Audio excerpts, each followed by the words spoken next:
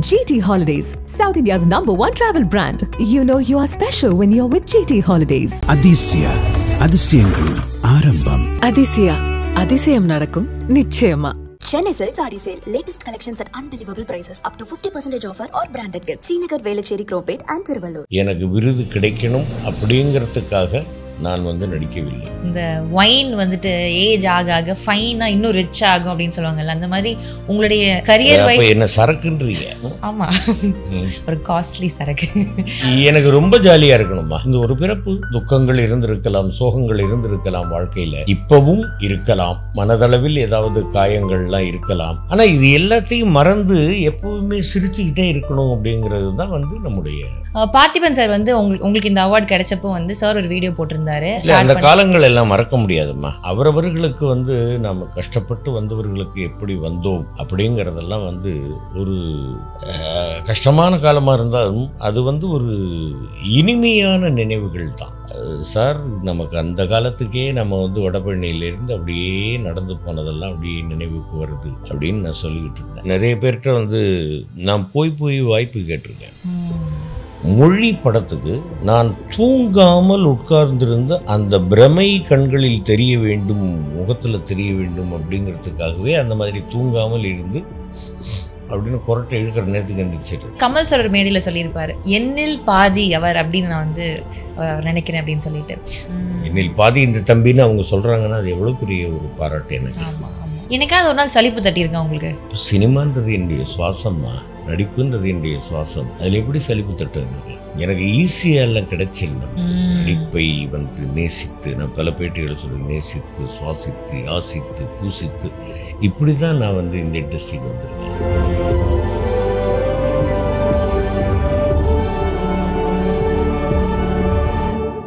Hi sir, எப்படி இருக்கீங்க? வணக்கம்மா. ஆண்டவன் அருளால், ரசிகர்களுடைய பேராதரவால், உங்களை போன்ற பத்திரிகை, ஊடகத்துறை, யூடியூப் நண்பர்களுடைய அன்போடும் ஆதரவோடும் மகிழ்ச்சியாக நலமாக இருக்கேன். அந்த குரல் வாவ் சார். இப்போ ஒவ்வொரு துறையில் இருக்கிற விஷயங்கள், ஒவ்வொருத்தருடைய பண்ணுற வேலைகள் நம்ம பார்க்குறப்போ சினிமாவில் நம்ம ரொம்ப ஹாப்பியாக இருப்போம். அவங்களுடைய அச்சீவ்மெண்ட்ஸ், அவங்களுடைய சக்ஸஸை ரொம்ப செலிப்ரேட் பண்ணுவோம். இப்போது உங்களோட இந்த நேஷ்னல் அவார்டு அப்படின்றது ஐ திங்க் எல்லோரும் ஒரு பர்சனல் வின், சூப்பர்ப்பா அப்படின்னு ரொம்ப சந்தோஷப்பட்டு என்ஜாய் பண்ணுற ஒரு விக்ட்ரியாக இருக்குது. அது அந்த அனௌன்ஸ்மெண்ட் வந்த நேரத்தில் இருந்தே I think everybody is very happy. நிஜமாவே ரொம்ப சந்தோஷப்படுற ஒரு விஷயமா இருக்குது. உங்களுக்கு இந்த அனௌன்ஸ்மெண்ட் வந்தப்போ எப்படி இருந்தது? மகிழ்ச்சியாக இருந்ததுமா. எனக்கு ஒரு பெரிய ஊன்னு குதிக்கிற மாதிரி இல்லை. அந்த காலகட்டங்களை எல்லாம் நான் தாண்டி வந்துட்டேன் பார்த்தீங்களா. அதனால் ரைட், எதை இறைவன் அளிக்கிறாரோ அதை ஏற்றுக்கொள்வோம் அப்படிங்கிற ஒரு மனப்பக்குவம் இருந்ததுனால இந்த விருது கிடைத்தது எனக்கு ஒரு கௌரவமாகவும் மகிழ்ச்சியாகவும் இருந்தது ஒழிய மற்றபடி பெரிய ஒரு இதெல்லாம் நான் ஒரு இது பண்ணலை. நான் இது கிடைக்கும்னு நான் எதிர்பார்க்கலை. கிடைக்கலேனாலும் நான் எத்தனையோ படங்களுக்கு எனக்கு கிடைக்கும்னு சொல்லியிருந்தாங்க. அப்போல்லாம் கிடைக்காதப்பவும் நான் வருத்தப்படலை. என்னடா இந்த படத்துக்கு உனக்கு தான் கிடைக்கும்னு நினச்சேன். நீ நினச்சா போதுமா, அங்கே இருக்கிற ஜூரிஸ் நினைக்கணும் இல்லை, சரி இவன் ஒழுங்காக நடிச்சிருக்கான் அப்படின்னு. இப்போ அப்படி நினச்சிருக்கிறாங்க, கொடுத்துருக்குறாங்க. அவர்களுடைய பெரிய மனதிற்கு என்னுடைய நன்றி. ஆண்டவன் என் மீது வைத்திருக்கக்கூடிய கருணைக்கு என்னுடைய வணக்கம். ரசிகர்கள், இன்னும் நான் சொன்ன மாதிரி மீடியா எல்லாருக்கும் என்னுடைய மனமார்ந்த நன்றிகள். ஓகே, உங்களோட ஆஃபீஸில் தான் இருக்கோம், அத்தனை விருதுகள் இருக்கீங்க, அதை பார்க்குறதுக்கே அப்பா எவ்வளோ விஷயங்கள் பண்ணியிருக்காங்க அப்படின்ற மாதிரி இருக்குது. ஸோ இந்த நேஷ்னல் அவார்டுன்றது it's another feather to your cap, இன்னொரு கௌரவமான ஒரு விஷயம் அடிஷ்னலாக வருது. நீங்கள் பேசுகிறப்போ சொன்னீங்கல்ல, சில படங்கள் நடிக்கிறப்போ நமக்கு கிடைக்கும்னு நம்ம எக்ஸ்பெக்ட் பண்ணியிருப்போம், நிறைய பேர் சொல்லியிருப்பாங்க அப்படின்ட்டு. நான் எதிர்பார்க்கவே இல்லை. அதை நீங்கள் புரிஞ்சுக்கணும். ஓகே, எனக்கு விருது கிடைக்கணும் அப்படிங்கிறதுக்காக நான் நடிக்கவில்லை. எனக்கு மக்களிடையே அவர்களுடைய பாராட்டுக்கள் வேண்டும் அப்படிங்கிறதுக்காகவும், எனக்கு கொடுக்கப்பட்ட கேரக்டரை நான் சிறப்பாக பண்ணணும், அதுதான் நான் ஒரு டைரக்டர் என் மீது வைத்த நம்பிக்கையை காப்பாற்றுவதாக ஆகும் அப்படிங்கிறதுக்காகத்தான் நான் என்னை முழுமையாக ஈடுபடுத்தி கொண்டு, நான் எந்த கேரக்டராக இருந்தாலும், பெரிய கேரக்டரோ சின்ன கேரக்டரோ பெரிய டைரக்டரோ புதுமுக டைரக்டரோ யாராக இருந்தாலும் அந்த மாதிரி ஒரு முழு ஈடுபாட்டோடு தான் நான் நடிக்கிறேன். அது எனக்கு தெரிந்த நண்பர்கள் எல்லாருக்குமே தெரியும். அதனால் எனக்கு கொடுக்கலையே அப்படின்ட்டு நான் வருத்தப்பட்டதே கிடையாது. யாராவது கேட்டாங்கன்னா வரட்டும்ப்பா, வரும்போது வரட்டும், என்ன இப்போது அப்படின்ட்டு அதை கடந்து போய்டுறது. அப்படி தான் நான் என்னுடைய மனதை பக்குவப்படுத்தி வச்சுருக்கேன். இப்போ இந்த ஒயின் வந்துட்டு ஏஜ் ஆக ஆக ஃபைனாக இன்னும் ரிச் ஆகும் அப்படின்னு சொல்லுவாங்கல்ல, அந்த மாதிரி உங்களுடைய கரியர் வைஸ் என்ன சரக்குன்றீங்க சார்? இப்போ ஆமாம், ஒரு காஸ்ட்லி சரக்கு. அந்த மாதிரி உங்களுடைய கரியர்லேயும் சரி, உங்களோட நீங்கள் பண்ண வேலையிலையும் சரி, உங்களுடைய பேச்சு, உங்களுடைய உங்களுடைய தாட் ப்ராசஸ்லேயும் சரி, அந்த ஒரு ஃபைன்னஸ் தெரியுது. ஒரு தேர்ச்சி பெற்ற எல்லாத்துலேயுமே ஒரு தெளிவான ஒரு பர்சனாக இன்றைக்கி இருக்கீங்க. பார்த்திபன் சார் வந்து உங்களுக்கு இந்த அவார்டு கிடைச்சப்போ வந்து சார் ஒரு வீடியோ போட்டிருந்தாரு. அதில் வந்து இனிஷியல் டேஸில் எப்படி நீங்கள் அந்த காலங்கள் எல்லாம் மறக்க முடியாதும்மா. அவருக்கும் சரி, எனக்கும் சரி, இன்னும் என்னுடைய நண்பர்கள் எவ்வளோ பேர் இருக்கிறாங்க. எல்லோருக்குமே நான் சொல்கிறேன், அவரவர்களுக்கு வந்து நம்ம கஷ்டப்பட்டு வந்தவர்களுக்கு எப்படி வந்தோம் அப்படிங்கிறதெல்லாம் வந்து ஒரு கஷ்டமான காலமாக இருந்தாலும் அது வந்து ஒரு இனிமையான நினைவுகள் தான். இப்படிலாம் நம்ம கஷ்டப்பட்டிருக்கோம், இன்றைக்கி ஆண்டவன் இந்த அளவுக்கு உயர்த்தி இருக்கார் அப்படின்னு இறை நம்பிக்கை உடையவர்களுக்கு நான் சொல்லுகிறேன். நம்முடைய முயற்சி இந்த அளவுக்கு உயர்த்தி இருக்கு அப்படின்னு இறை நம்பிக்கை இல்லாதவர்கள் நினைத்தால் அதுவும் சரிதான். தெரியுதுங்களா? அதனால் வந்து பார்த்திபன் சார் அன்றைக்கி சொன்னது, நான் அவருக்கு ஃபோன் பண்ணி, சார் நமக்கு அந்த காலத்துக்கே நம்ம வந்து வடபழனியிலேருந்து அப்படியே நடந்து போனதெல்லாம் அப்படியே நினைவுக்கு வருது அப்படின்னு நான் சொல்லிக்கிட்டு இருந்தேன். அது எப்போ நாங்கள் சந்தித்தாலும் அதெல்லாம் பேசுவோம், பழைய மேட்டர்களை பேசுவோம். அதுவே ஒரு சுகம்தாம்மா. ஆமாம், ரீலிவிங் த மூமெண்ட்ஸ். அப்படி சார், இப்போது உங்களோட அக்கா வந்து டப்பிங் ஆர்டிஸ்ட் இல்லையா சார்? அவங்க ஃபர்ஸ்ட் ஸ்டார்ட் பண்ணாங்களா இந்த டப்பிங் வேலை? சினிமாக்குள்ளே வந்தது அவங்களா? அவங்க தான். Okay okay. அவங்களுடைய இதுலேருந்து தான் நீங்கள் இதுக்குள்ளே வரீங்க. அவங்க கூட துணைக்கு போகும் பொழுது யாரோ ஒரு ஆள் பேசுகிறதுக்கு வரல அப்படின்ட்டு ஒரு படத்தில் வந்து வேந்தன்பட்டி அழகப்பன் ஒரு டைரக்டர் இருந்தாங்க. அவங்க அதில் அசோசியேட்டாக இருந்தாங்க தேவராஜ் மோகன் சார்கிட்ட. டே பாஸ் இங்கோட நீ பேசுகிற அப்படின்னாங்க. நான் போய் பேசிட்டேன். அதுலேருந்து அப்படியே எனக்கு வந்தது. அதுக்கப்புறமா வேலைகள் வரல. அதுக்கப்புறமா நான் வந்து வேறு ஒரு இதில் ரெப்ரசன்டேட்டிவாக போனேன். அதுக்கப்புறமா ஒரு இதில் வந்து ஆஃபீஸ் அசிஸ்டண்ட்டாக போய் சேர்ந்து வேலை செஞ்சேன். அப்புறம் ஒரு பெரிய ஒரு சோடா பாட்டில் இந்த குளிர்பானங்கள் செய்கிற கம்பெனியில் போய் ஒரே ஒரு நாள் வந்து பாட்டில் கழுவுற வேலை பார்த்தேன். இதெல்லாம் யாருக்கும் தெரியாது, நான் சொல்லலை. அப்புறம் மந்தவெளியில் போய் ஒரு மெக்கானிக் ஷெட்டில் போய் அங்கே கொஞ்சம் வேலை செஞ்சேன். இந்த மாதிரி வேலைகள்லாம் பண்ணிவிட்டு அதுக்கப்புறமா வந்து டப்பிங் ஆர்டிஸ்ட் ஆகிட்டேன். ஓகே, அப்படியே வந்தேன். இப்போ என்ன சார் இது வந்து எதனால் இந்த மாதிரி ஆட் ஜாப்ஸ் பண்ண வேண்டிய சிச்சுவேஷன் இருந்தது? வீட்டில் ஃபினான்ஷியல் ஸ்ட்ரகிள் இருந்ததுனாலையா? ஃபினான்ஷியல் ஸ்ட்ரகிளே கிடையாது, சும்மா இருந்த சோம்பேறித்தனம் வந்துருந்தான். எந்த வேலையுமே இழிவானது இல்லையுமா? இழிவான வேலைன்னு சொல்லல, இந்த மாதிரி வேலைகள் பண்ணதுக்கான காரணம் என்னவா இருந்தது? இப்போ சும்மா இருக்கக்கூடாதுல்ல. சும்மா இருந்தாக்க அப்புறம் போர் அடிக்கும், மூளை வந்து கண்டதையும் சிந்திக்க சொல்லும். அந்த மாதிரியான வயது அப்போ. எந்த வயசுல இந்த வேலையெல்லாம் பண்ணீங்க? டீனேஜ் இல்லை, அதுக்கு மேலே தான்.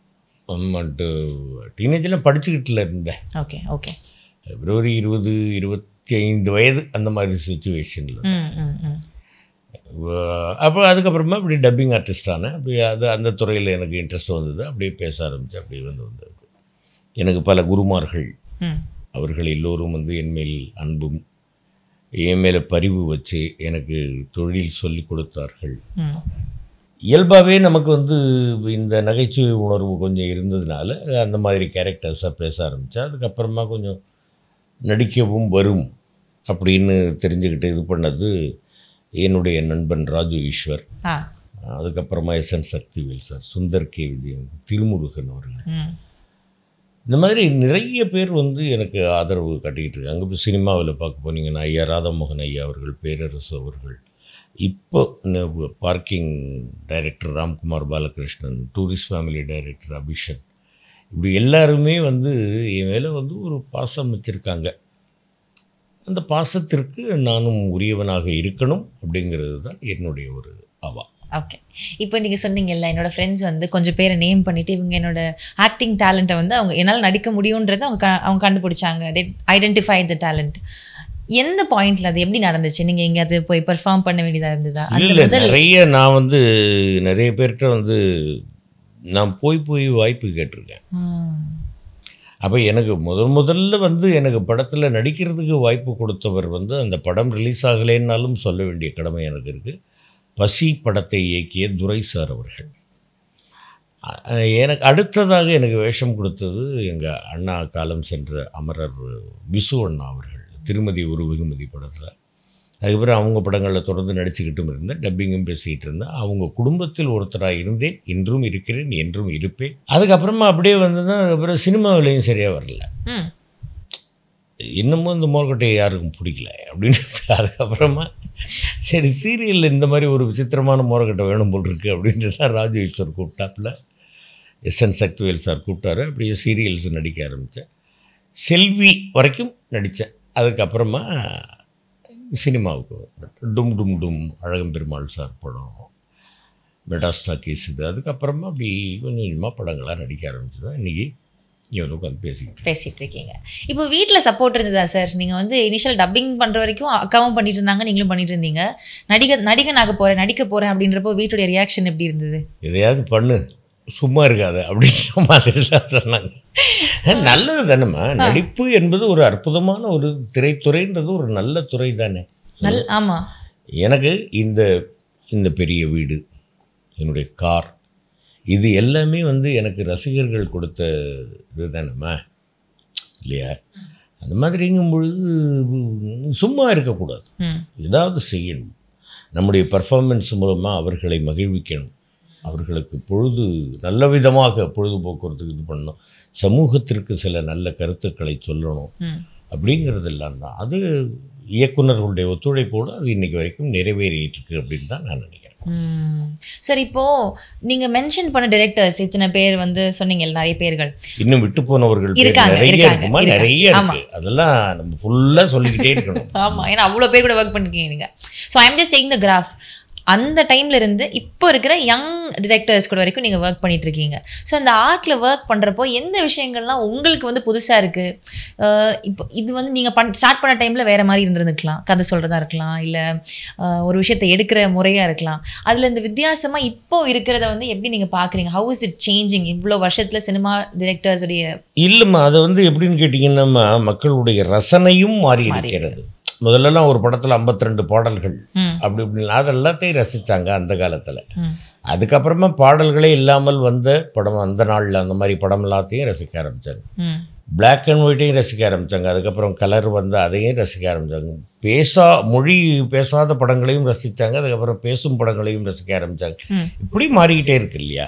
அந்த மாதிரி அந்த மாற்றத்தை தான் நானும் பார்க்கிறேன், வியக்கிறேன், ரசிக்கிறேன். அதே மாதிரி உங்க கூட நடிக்கிற ஒர்க் பண்ணுற ஒவ்வொருத்தரும் சரி, உங்களோட டைரக்டர்ஸும் சரி, உங்களை சூஸ் பண்ணுறாங்க அப்படின்னா அந்த கேரக்டரை வந்து அவங்க ஒரு மாதிரி ஸ்பெஷலாக டிசைன் பண்ணுறாங்கன்னு நினைக்கிறேன். அது நீங்கள் வந்து இப்போ இந்த களிமண் வந்து எப்படி வந்து அந்த குயவன் மோல்டு பண்ணுறதுக்கு அலோவ் பண்ணுறாங்களோ அந்த மாதிரி நீங்களும் அதை அலோவ் பண்ணிடுறீங்க. எப்படி வேணாலும் அந்த கேரக்டர் வந்து அழகாக வந்தால் போதும். அதுதானம்மா இப்போ அவங்களுக்கு எப்படி தேவை அப்படின்னு இயக்குனர் எப்படி தேவையோ. இப்போ நான் வந்து 4 படம் நான் இதுக்கு மேல்பட்டு எந்த கேரக்டர் இருந்தாலும் நான் நல்ல கேரக்டராக நான் நடிச்சுட்டு போயிடலாம். ஆனால் ஒரு புதுமுக இயக்குனர் வர்றாருனாக்க ஜெயித்தே ஆக வேண்டும், நாம் இந்த திரையுலகில் நின்றே ஆக வேண்டும் அப்படிங்கிற ஒரு கட்டாயம் அவருக்கு இருக்கு இல்லையா? அவரை நம்பி பணம் போடுகின்ற தயாரிப்பாளர்களுக்கும் அந்த படத்தின் மூலமாக அந்த பொருளாதாரம் அவர் அதில் செலவு பண்ண பொருள் வந்து அவருக்கு திரும்ப கிடைக்கணும் அப்படின்ற ஒரு கட்டாயமெல்லாம் இருக்குது இல்லையா? ஸோ என்னை விட அவங்களுக்கு தானே ரிஸ்க் அதிகம். ஸோ அப்போ நான் என்ன பண்ணணும்னாக்கா அந்த ரிஸ்கை குறைப்பதற்கு என்னுடைய பெர்ஃபார்மன்ஸ் மூலமாக அவர்களுக்கு நான் எந்த அளவுக்கு நான் சிறப்பாக பண்ணி கொடுக்க முடியுமோ அதை இறைவன் அருளோடு அவர்களுடைய ஒத்துழைப்போடு பண்ணணும் அப்படிங்கிறது தான் என்னுடைய ஒரு நடிகருக்கும் அது கடமை. அம்மா அதுதான். இப்போது நிறைய கேரக்டர்ஸ் பண்ணுறீங்கல்ல சார், இப்போ நேரடியாக பார்த்தா நீங்கள் வந்து ஒரு ரொம்ப கம்போஸான ஒரு பர்சனாக தெரியுறீங்க. உங்களுக்கு அப்படிலாம் தப்பெல்லாம் நினைக்கிறீங்க. சொல்லுங்கள். ரொம்ப கலாட்டா ஜாலியாக இருக்கிற ஒரு வைப்ரண்டான ஒரு எனக்கு ரொம்ப ஜாலியாக இருக்கணும்மா. நாங்கள் அதாவது இதிலெல்லாம் அந்த மாதிரி பண்ண ரொம்ப அதிக பிரசங்கன்னு நினைப்பாங்க. ஏற்கனவே அப்படி தான் நினச்சிக்கிட்டு இருக்காங்க, அது வேறு விஷயம். ஆனால் நான் என்ன சொல்கிறேன்னாக்கம்மா, இந்த ஒரு பிறப்பு துக்கங்கள் இருந்திருக்கலாம், சோகங்கள் இருந்திருக்கலாம், வாழ்க்கையில் இப்போவும் இருக்கலாம், மனதளவில் ஏதாவது காயங்கள்லாம் இருக்கலாம். ஆனால் இது எல்லாத்தையும் மறந்து எப்போவுமே சிரிச்சுக்கிட்டே இருக்கணும் அப்படிங்கிறது தான் வந்து நம்முடைய ஒரு இது. இப்போது ரொம்ப ஹியூமரஸாக லைஃப்பை ஈஸியாக எடுத்துகிட்டு போகணும், லைட் ஹார்ட்டடாக எடுத்துகிட்டு போகணும்னு நினைக்கிற ஒரு பர்சன் ரொம்ப இமோஷ்னலாக சில கேரக்டர்லாம் பண்ணி எப்படி சார் எங்களால் வச்சுருக்கீங்க, என்னடா இப்படி கஷ்டமாக இருக்கேன்லாம் நாங்கள் ஃபீல் பண்ணியிருக்கோம். ஸோ அந்த மாதிரி கேரக்டர்ஸ்குள்ளே போகிறதுக்கு எப்படி இருக்கும் ஒரு ப்ரிப்பரேஷன்? இப்போ இதை ஏன் கேட்குறேன்னா, ஜெயராம் சார் வந்து சொல்லியிருப்பாரு, இந்த மாதிரி ஒரு கேரக்டர் வருது அப்படின்னா அவர் வந்து வீட்லேயே இப்போ அந்த பொன்னியின் செல்வனில் அந்த ஹஞ்ச் பண்ணி நடக்கணும். அப்போ அவர் வந்து அந்த மாதிரி வீட்டில் வந்து நடந்து ப்ராக்டிஸ் பண்ணுவாராம், அந்த பேசுகிற டோனாக இருக்கட்டும் அந்த மாதிரியெல்லாம். ஸோ ஒரு கேரக்டருக்குள்ளே போகிறதுக்கு ஒவ்வொரு ஆர்டிஸ்ட்டும் எந்த மாதிரியெல்லாம் ப்ரிப்பரேஷன்ஸ் இருக்குது, ஒவ்வொருத்தவங்களுக்கும் ஒவ்வொரு மாதிரி இருக்கலாம். ஸோ உங்களுக்கு ரொம்ப இமோஷ்னல் கேரக்டர்ஸ் இல்லை நீங்கள் ப்ளே பண்ணதெல்லாம் ரொம்ப டிஃப்ரெண்ட் ஜோன்ஸில் இருக்கும். ஒன்று ரொம்ப சிரிப்பூட்டுறதா இருக்கும், ஒன்று ரொம்ப அழ வைக்கிறதா இருக்கும், ஒன்று ரொம்ப ஸ்ட்ரிக்டாக இருக்கும், சிலது கோவப்படுத்துகிற மாதிரியும் இருக்கும். ஸோ இந்த மாதிரி பல டிரெக்ஷன்ஸில் இருக்கிறனால எப்படி நீங்கள் ப்ரிப்பேர் பண்ணிப்பீங்க? ஒரு தயார் பண்ணிக்கிற ப்ராசஸ் எப்படி இருக்கும் சார்? அதாவதுமா இப்போது எனக்கு வந்து கதை சொல்கிறாங்க இல்லையா, அப்போவே நான் வந்து அதை உன்னிப்பாக கவனிப்பேன் அவங்க என்ன சொல்கிறாங்கன்னு. அந்த டைரக்டர் சில பேர் சொல்லும் பொழுது அவங்கள்ட்ட என்ன மாடுலேஷன் இருக்குது, அவங்க சொல்லும் பொழுது அவங்களுடைய ஃபேஸ் எக்ஸ்ப்ரெஷன் இருக்குது அப்படின்றது எல்லாத்தையும் பார்த்து மனசில் பதிய வச்சுக்கணும். இந்த கேரக்டருக்கு நம்ம அன்றைக்கி ஒருத்தரை பார்த்தோமே ரோட்டில், அந்த மாதிரி நடந்தால் நல்லா இருக்குமே, அந்த மாதிரி பேசினா நல்லா இருக்குமே அப்படின்றது.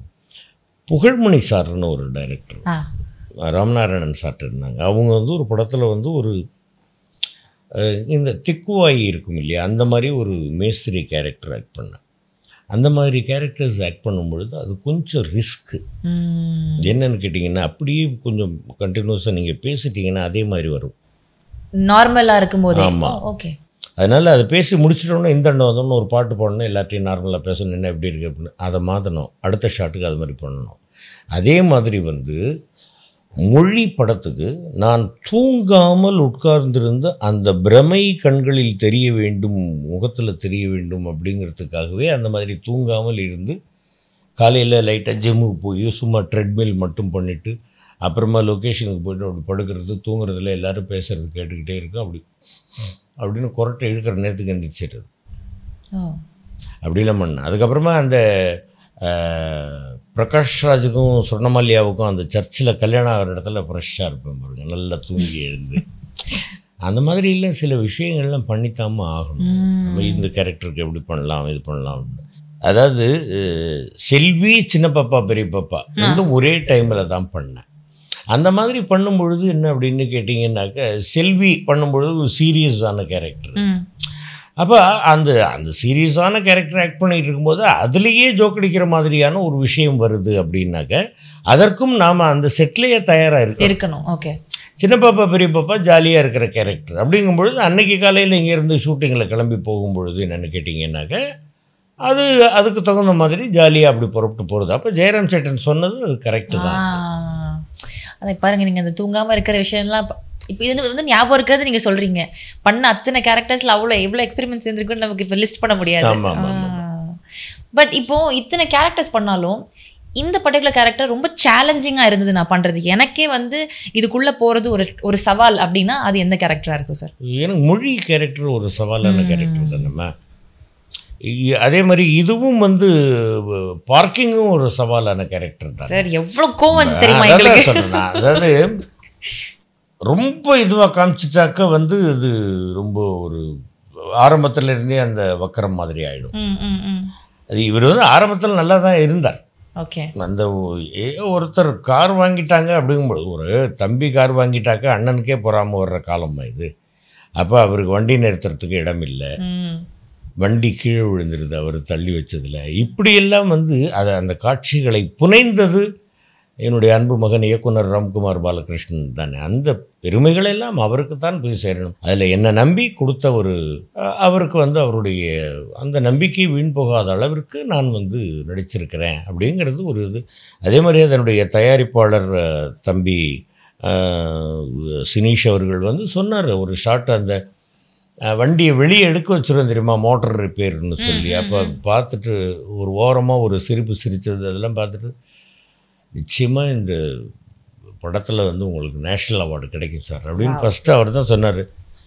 கிடைச்சா கிடைக்கட்டும், ரேட் இல்லை சார் நான் உண்மையிலேயே சொல்ல கிடைக்கும் பாருங்கள் அப்படின்னாரு. அது மாதிரி கிடைச்சிருக்கு அப்படிங்கிறது. ஆமாம், இது எனக்கு நேஷ்னல் அவார்டு கிடைக்கணுங்கிறதுல வந்து என்னுடைய மனைவி, மகள், என்னுடைய மகன், அதே மாதிரி என்னுடைய உறவினர்கள் மட்டுமல்லாமல் நீங்கள் சொன்ன மாதிரி பல பேர் வந்து இதுக்காக பிரார்த்தனை பண்ணியிருக்காங்க, வேண்டியிருக்காங்க. அப்போ நீங்கள் இந்த கமெண்ட்ஸ்லாம் இவருக்கு ஏன் நேஷ்னல் அவார்டு கொடுக்கலன்னு சொல்கிறாங்க இல்லையா, அந்த மாதிரி வந்து அவர்களுடைய வேண்டுதலை இறைவன் கேட்டு இதை கொடுத்துருக்கிறார் அப்படின்னு வச்சுக்கலாம். இப்போ இந்த பார்க்கிங்லேயே அந்த கேரக்டர் எப்படி வந்து க்ரோ ஆயிருக்கு? நீங்கள் சொன்னதுதான், முதல்ல ரொம்ப காமாக இருக்குது, அதுக்கப்புறம் வந்துட்டு அதில் கொஞ்சம் ஈகோ வருது, அதுக்கப்புறம் அது எவ்வளோ பெரிய சண்டையாக மாறுதுன்னு இந்த ஆர்க் ஒன்று இருக்குது. ஸோ ஈஸியாக பார்க்கிங் இந்த ஒரு கான்செப்டை வச்சு இந்த படம் எடுக்க முடியுமான்னு வியக்க வச்ச மாதிரி இந்த ஒரு கேரக்டரில் இவ்வளோ டெப்த் கொடுக்க முடியுமா அப்படின்ற மாதிரி நீங்கள் எக்ஸ்பிளைன் பண்ணுறதுல எனக்கு அது ஒரு இல்லைம்மா கொடுக்கணுமா. நீங்கள் இப்போ அதை ஏதோ ஒன்று ரைட் நீங்கள் சொல்லிடுறேன் அப்படின்ட்டு சொல்லிட்டு போனாக்கா அதில் ஒரு முழுமை இருக்காது. அது எங்கள் ஊரில் ஒரு பழமொழி சொல்லுவாங்க, செத்தவங்களை வெத்தலை பாக்கு கொடுத்த மாதிரி. அந்த மாதிரி இல்லாமல் நாம் வந்து அந்த கேரக்டர் நம்ம அதுக்கு தான் நான் என்ன பண்ணுறதுன்னு கேட்டிங்கன்னா, ஆரம்பத்தில் இருந்தே இந்த மத்தியானம் 1 மணி வரைக்கும் தான் சார், இங்கே மத்தியானம் 2 மணிக்கு மேலே வேறு கால் ஷீட்டு அப்படின்னு நான் போகிறதே கிடையாது. படம் மொத்தமாக 10 நாள் கால் ஷீட்டாக, மொத்தமாக 10 நாள் எடுத்துங்க. இல்லை இப்போ ஒரு படத்துக்கு வந்து 25 நாள் டோட்டலாக கொடுத்துருக்கேன். யூஸ்வலாக வந்து கதாநாயகர்கள் தான் அப்படி பண்ணுவாங்கன்னு. பட் எனக்கு அது கொஞ்சம் வசதியாக இருக்குது. என்னன்னு கேட்டிங்கன்னாக்க, நடுப்புற வந்து அவங்களுக்கு ஒரு வாரம் ஷூட்டிங் இல்லை அப்படின்னு சொன்னாங்கன்னா அந்த நேரத்தில் நம்ம வேறு படத்துக்கு கொடுக்கலாம். பட்டு இந்த ஒரு கேரக்டரை வந்து த்ரூ அவுட்டாக நம்ம நடிக்கும்போது என்னென்னு கேட்டிங்கன்னா, அந்த பாடி லாங்குவேஜ் மாறாது, அந்த இதுலேயே அப்படியே ட்ராவல் பண்ணலாம், அந்த கேரக்டர் தாட்லேயே இருக்கலாம். அப்படிங்கிறதெல்லாம் ஒரு என்னுடைய எண்ணம். அது மற்றவர்கள் வந்து அதை எடுத்துக்கிறாங்களா எடுத்துக்கலையான்றதை பற்றி நான் கம்பல் பண்ணக்கூடாது அவங்கள. அது அவரவர்களுடைய விருப்பம். இது பர்சனலாக உங்களுடைய இது அப்படி இப்போ இது சொல்கிறீங்கல்ல, அந்த கேரக்டருக்குள்ளே ட்ராவல் பண்ணுவோம் அந்த 10 நாள் அப்படின்னு. வீட்டில் அது ரிஃப்ளெக்ட் ஆகுமா? இப்போ ஒரு வேளை நீங்கள் ஒரு கோவப்படுற பார்க்கிங் கேரக்டர்னு எடுத்துக்கலாமே, அந்த கோவப்படுற அந்த ஒரு சிடுமூஞ்சி ஆள் அந்த நம்ம வீட்லேயும் இருக்கிறப்போ நார்மலாக வருவாங்களா? அந்த ஆகும். அந்த மாதிரி ஆகிறதுக்குன்னு கேட்டிங்கன்னாக்கா அந்த கேமரா இருக்கணும், ஸ்டார்ட் கேமரா, ஆக்ஷன் சொல்லணும், சொன்னால் அது ஆகும். இப்போ அந்த சுவிட்ச் ஆன் சுவிட்ச் ஆஃப் பட்டன் கரெக்ட். ஏமா டிரைவர் வீட்டையும் வந்து கியர் போட்டுக்கிட்டு இருப்பாரான்னு கேட்டேன். எப்படி இல்லை சார், இல்லை அது எனக்கு புரியுது.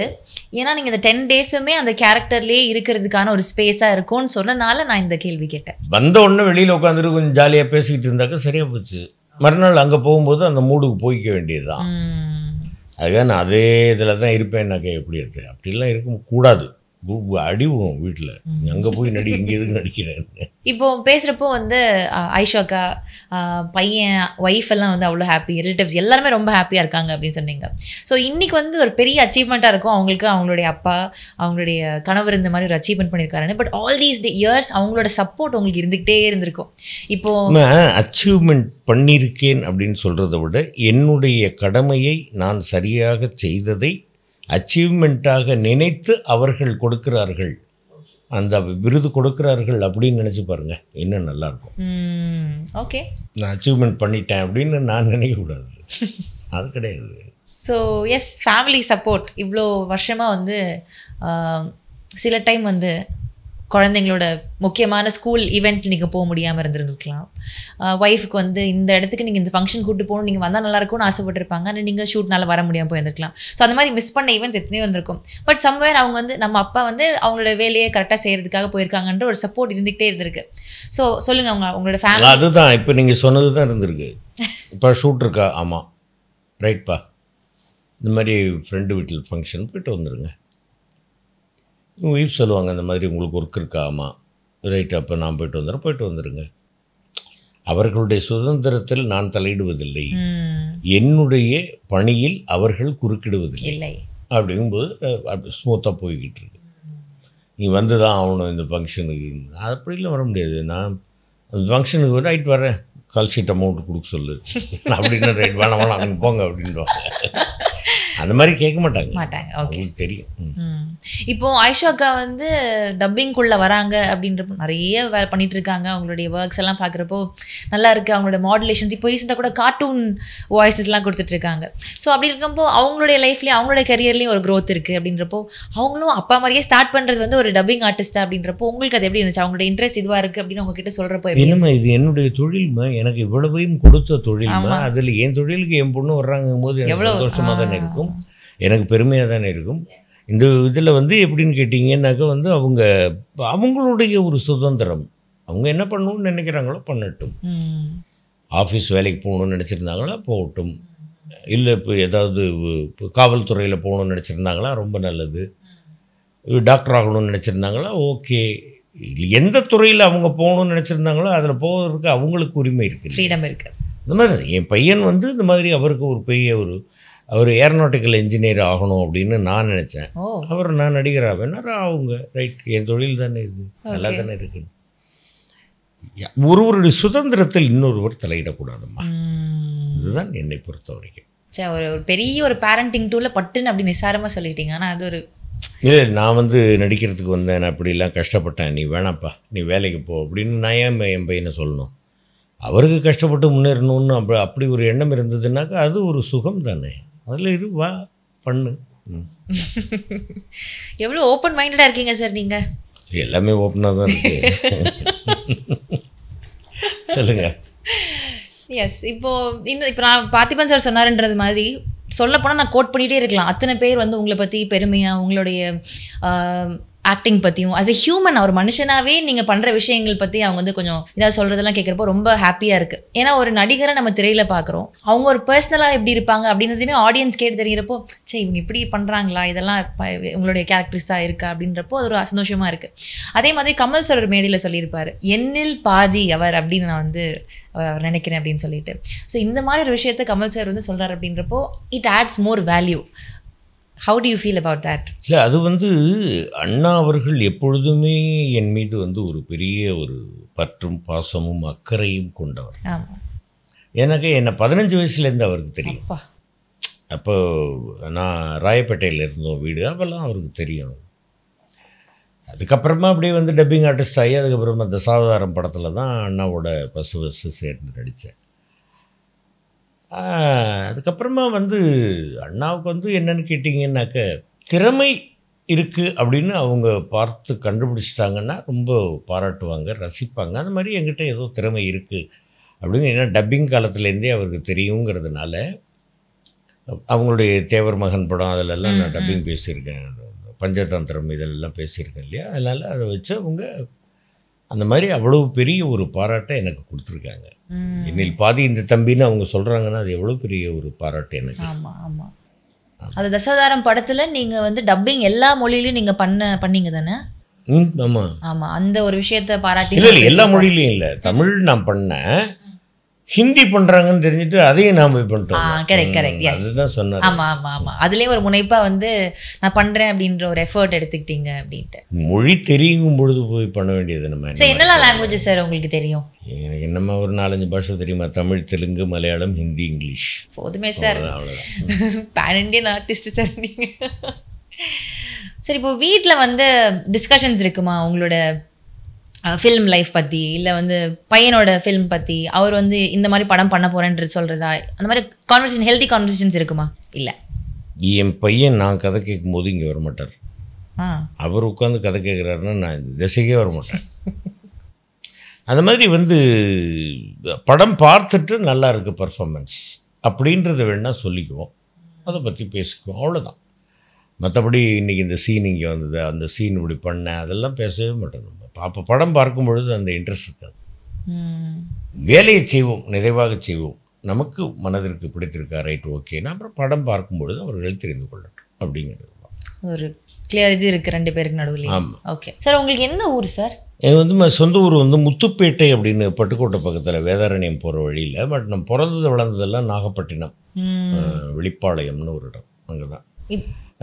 வேளாங்கண்ணிக்கு நாகூருக்கும் நடுவில் நாகப்பட்டினம். ஓகே, போவீங்களா சார் இப்போ அடிக்கடி ஊருக்குலாம்? போதுண்ணே. ஊரில் உங்களோட சொந்தக்காரங்க ஊர்க்காரங்கெல்லாம் உங்களை எப்படி ரிசீவ் பண்ணிக்கிறாங்க? அதே அந்த பாஸ்கராக தான் உங்களை பார்க்குறாங்களா, இல்லைன்னா வந்து ஒரு வியந்து பார்க்குற ஒரு? இல்லை, அவங்க வியந்து பார்த்தாலும் நான் அதே பாஸ்கராக இருந்துட்டேன்னு வச்சுங்களேன், ஒரு பெரிய ஒரு இது இருக்காது. ஏன்னாக்கா அவங்க வந்து சினிமாவுக்கு ஊருக்கு போனோன்னே மாறிட்டான் பற்றியா, திமிர் வந்துடுச்சு அப்படின்ற ஒரு பேர் வரக்கூடாது இல்லையா, தேவையில்லை. எங்கள் அப்பா வந்து ஊருக்கு போகும்போது சொல்லிட்டு தான் போனாங்க, நீ சினிமாவிலே நல்ல ஆளாக பெரிய ஆளாக வந்துடுவிடா, நீ ஒன்றும் எவ்வளோ பெரிய ஆளாக வந்தாலும் வந்து அந்த மண்டக்கண்ணை மட்டும் வேணாண்டா அப்படிம்பாங்க. அவங்க ஆங்கிலம் பேச மாட்டாங்க, அவங்க என்ன அவங்க விவசாயி, ஒரு பெரிய நிலச்சுவாந்தாரராக இருந்தவங்க, ஆங்கிலம் பெருசாக பேச மாட்டாங்க. அதனால் வந்து தமிழ்லேயே தான் சொல்லுவாங்க எல்லாத்தையும். உனக்கு அந்த மண்டக்கணை மட்டும் வேண்டான்ட்டு போனாங்க. அதனால் அது தேவையும் இல்லை அப்படிங்கிறதுனால தான் அப்படியே ஜாலியாக இருந்துக்கிறேன். இப்போ நீங்கள் ஊருக்கு போனால் உங்களோட ரொட்டீன் எப்படி இருக்கும்? ஜாலியாக உங்கள் தோட்டத்தில் நடந்து போகிறது அந்த மாதிரி ஏதாவது நார்மலாக பண்ணுற விஷயங்கள்லாம் ஜாலியாக பண்ணுவீங்களா? எங்கள் அண்ணன் வீட்டுக்கு போவோம். நிறைய அண்ணனுங்க இருக்காங்க எங்களுக்கு அங்கே ஊரில். சித்தப்பா பிள்ளை, பெரியப்பா பிள்ளை, அந்த மாதிரி இல்லைந்து இப்போ இந்த அக்கா பொண்ணு பேசுனாங்களே அந்த மாதிரி எல்லாம் நிறைய சொந்தக்காரங்க இருக்கிறாங்க. அப்புறமா அவங்களுக்கு சொந்தமாக அந்த லான்ச் இருக்குது, அதில் ஏறிட்டு கடலுக்குள்ளே போவோம். அதுக்கப்புறமா வந்து அப்படி எல்லோரும் சொந்தக்காரங்க வீட்டுக்கும் போயிட்டு கொண்டுட்டு கோயில் இருக்குது, வீரனார் கோயில்னு எங்கள் குலதெய்வம். அந்த கோயிலுக்கு போவோம், அங்கே அமைதியாக உட்காந்துருப்போம். அங்கே விழா வரும், அங்கே போய் அந்த விழாவில் கலந்துக்கிறது. அப்படியே புறப்பட்டு வரும்போது வேளாங்கண்ணி கோயிலுக்கு போகிறது, நாகூர் தர்காவுக்கு போகிறது. அப்படியே வந்துக்கிட்டே இருந்தாக்க அப்படி சிதம்பரம் கோயில் அப்படி இப்படியே எல்லாத்துக்கும் சுற்றிட்டு அங்கங்கே எங்கே நல்ல சாப்பாடு எங்கே கிடைக்குன்னு நினச்சா அதை போய் சாப்பிட்டுட்டு அப்படியே ஜாலியாக வர்றது. ஸோ ஒரு நார்மலான ஒரு லைஃப் தான். ஒரு அப்நார்மலாக இருந்தால் அது ரொம்ப கஷ்டம். அது எதுக்கு அது அப்படிலாம் போகக்கூடாது. ஒரு ஆர்டிஸ்ட் ஆனதுக்கப்புறம் சில டைம் வந்து லைஃப் எல்லாம் மாறி கொஞ்சம் செக்லூடடாக. இல்லை, நான் அப்படிலாம் மாறலம்மா. நான் ஆரம்பத்துலேருந்தே இப்படி தான் இருக்கேன், இப்படி தான் இருக்கணும், இப்படியே இருந்துட்டு போயிடுவோம். எதுக்கு வீணை மாறிக்கிட்டு கொண்டுக்கிட்டு அதெல்லாம் தேவையில்லை. ஜாலியாக அப்படி இருந்துருப்போம், அவ்வளோதான். நான் டெய்லி காலையில் எழுந்திருப்பேம்மா. ஒரு எத்தனை மணிக்கு படுத்தாலும் ஒரு 4-4:15 எந்திரிச்சிருவேன். எந்திரிச்சு அப்படி உள்ள எல்லாத்தையும் அந்த வீட்டை சுற்றியெல்லாம் கீழ் 2 பெட்ஸ் இருக்காங்க, அவங்களுடைய இடத்தெல்லாம் க்ளீன் பண்ணி கொண்டு அவங்களுக்கு வைக்க வேண்டிய சாப்பாடு எல்லாத்தையும் வந்து அதெல்லாம் கரெக்ட் பண்ணி வச்சுட்டு நான் ஊரில் இருக்கிற நாளில் அப்படியே அவங்கள வந்து கொஞ்சம் வெளியிலலாம் கூட்டு போகல. இன்னும் சின்ன குழந்தைங்க திருநாயெல்லாம் ஏதாவது கடிச்சிடும் அப்படிங்கிறதுக்காக அதெல்லாம் பண்ணிவிட்டு தோட்டத்திலலாம் வந்து கொஞ்சம் எல்லாம் க்ளீன் பண்ணிவிட்டு அதெல்லாம் பண்ணுவோம். இன்னும் சரியான சர்வெண்ட் இன்னும் அமையலை. அவங்க எல்லா வேலையும் பார்த்துக்கிற மாதிரி ஒரு சர்வெண்ட் அமைஞ்சதுக்கப்புறமா அப்போவும் நான் விடியகாலத்தில் எழுந்து இந்த வேலையெல்லாம் பண்ணுறதுக்கு தான் பண்ணிக்கிட்டு இருப்பேன். அப்படியே கொஞ்சம் அப்படியே வீட்டுக்குள்ளேயே நடப்பேன், இல்லை வெளியில் அப்படி போயிட்டு வருவேன். சும்மா அப்படி காலையில் அந்த இளம் காலை பொழுது அந்த அந்த காற்று அதெல்லாம் ரொம்ப பிடிக்கும். அந்த மாதிரி இருப்பேன். பகலில் கொஞ்சம் நேரம் நல்ல ஒர்க் இல்லைன்னா தூங்குவேன், சாப்பிடுவேன் நல்லா வாய்க்கு ருசியாக. அவ்வளோதான், வேறு ஒன்றும் கிடையாது. சமைப்பீங்களா? சமைப்பேன், பிரமாதம், அதெல்லாம் பண்ணுவேன். ஓகே. ஸோ இப்போது வாழ்க்கை ரொம்ப ரசனையோடு வாழ்கிற ஒரு பர்சன் அவங்கள பார்க்குறேன். அண்ட் நீங்கள் எக்ஸ்பிளைன் பண்ணுறப்போ உங்களோட வேலையை நான் என் வேலையை சிறப்பாக செய்யணுன்றது மட்டும்தான் ஒரு நோக்கமாக இருக்குது. அதில் வேறு எந்த ஒரு இதுவுமே எனக்கு தெரியல நீங்கள் பேசுகிறத வச்சு பார்க்கும்போது. இத்தனை வருஷமாக ஒரு வேலையை நம்ம பண்ணிகிட்டு இருக்கோம் அப்படின்றப்போ எல்லா விதத்துலேயும் எக்ஸ்பெரிமெண்ட் பண்ணியாச்சு. நான் சொன்ன மாதிரி நிறைய விஷயங்கள் பண்ணிகிட்டே இருக்கோம், ஒவ்வொரு கேரக்டரும் பண்ணுறோம். எனக்காவது ஒரு நாள் சலிப்பு தட்டியிருக்கேன் உங்களுக்கு? மூச்சு விடுவீங்கள?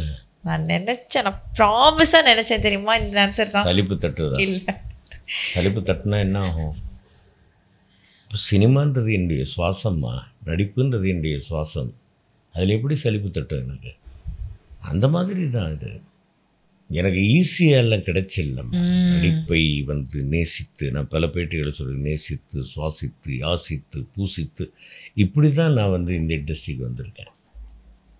ரோட்டில் நான் போயிட்டு இருக்கும்போது என்னை பார்த்தேன், ஆஹா அந்த பையன் ரொம்ப அழகாக இருக்கார், இங்கே வான்னு கூப்பிட்டு யாரும் எனக்கு வேஷம் கொடுக்கல. ரஜினி நான் கேட்டேன், ஏன் சினிமாவில் நடிக்க மாட்டேங்கன்னா, ஒரு படம் நடித்து 2 படம் ஃப்ரீன்னு கூட ஒரு ஸ்கீம் வச்சேன், நான் யாரும் கொடுக்கலண்ணா எனக்கு அப்படின்னு. இப்படி சொல்கிறீங்க என்ன? ஆமாண்ணா அதான் நான் உண்மை அப்படின்னு. அந்த மாதிரி எல்லாம் வந்து நமக்கு நான் போராடி பெற்றதுமா, இது போராடி கொண்டிருப்பது இன்னமும் சொல்கிறேன். அதாவது என்ன அப்படின்னாக்கா, இன்னும் நல்ல பேர் எடுக்கணும் அப்படிங்கிறது இதுவே ஒரு போராட்டம் தானே, ஒரு முயற்சி தானே, ஒரு விடாமுயற்சி தானே. ஆனால் இந்த போராட்டம் எனக்கு பிடிச்சிருக்கு. ஸோ இதுலேயே நான் வந்து இன்பமாக இருக்கேன் அப்படிங்கிறது.